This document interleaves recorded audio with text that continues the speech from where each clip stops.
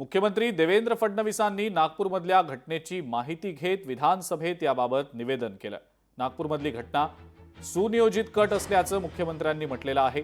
या घटनेमध्ये 33 पोलीस आणि 5 नागरिक जखमी झाल्याचंही त्यांनी सांगितलं। एका डीसीपींवर तर कुऱ्हाडीनं वार केला गेल्याची माहिती मुख्यमंत्र्यांनी दिलेली आहे। या प्रकरणी 5 एफआयआर दाखल करण्यात आल्याचंही त्यांनी सांगितलं।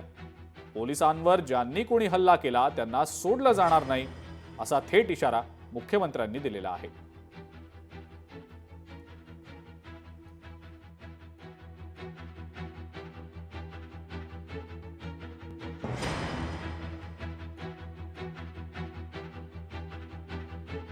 काही ठराविक घरांना काही ठराविक आस्थापनांना त्या ठिकाणी लक्ष करण्यात आलेलं आहे। 3 डीसीपी लेवलचे लोक या ठिकाणी जखमी झालेले आहेत आणि जसं मी सांगितलं की यातल्या एका डीसीपीवर तर थेट कुऱ्हाडीने वार हा त्या ठिकाणी करण्यात आलेला आहे। त्यामुळे निश्चितपणे याच्यामध्ये काही ना काही एक प्रकारे काही लोकांचा सुनियोजित पॅटर्न हा देखील त्या ठिकाणी दिसतो आहे। अशा लोकांना त्या ठिकाणी त्यांच्यावर कारवाई ही केलीच जाईल।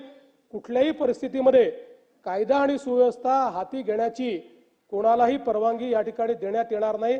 आणि मी एक गोष्ट स्पष्टपणे सांगतो, पोलिसांवर ज्यांनी हल्ला केला असेल त्यांना काय झालं तरी सोडलं जाणार नाही। गृहमंत्र्यांचं गृह म्हणजे गृहमंत्र्यांचं घर हे नागपूर आहे। RSSचं मुख्य कार्यालय नागपूर आहे। अशा या नागपूरमध्ये हिंदू खतरमे कसा काय? मग इतके वर्ष तुम्ही केलं तरी काय नेमकं? मग पूर्वनियोजित असेल तर तुमचं गृह खातं झोपा काढत होतं का?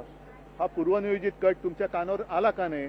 आणि जर आला असेल तर तुम्ही त्याच्याकडे दुर्लक्ष केलं का? या सगळ्या एका प्रश्नामध्ये अनेक प्रश्न दडलेले आहेत। लोकशाही मराठी ऐका, पहा, जागरूक रहा।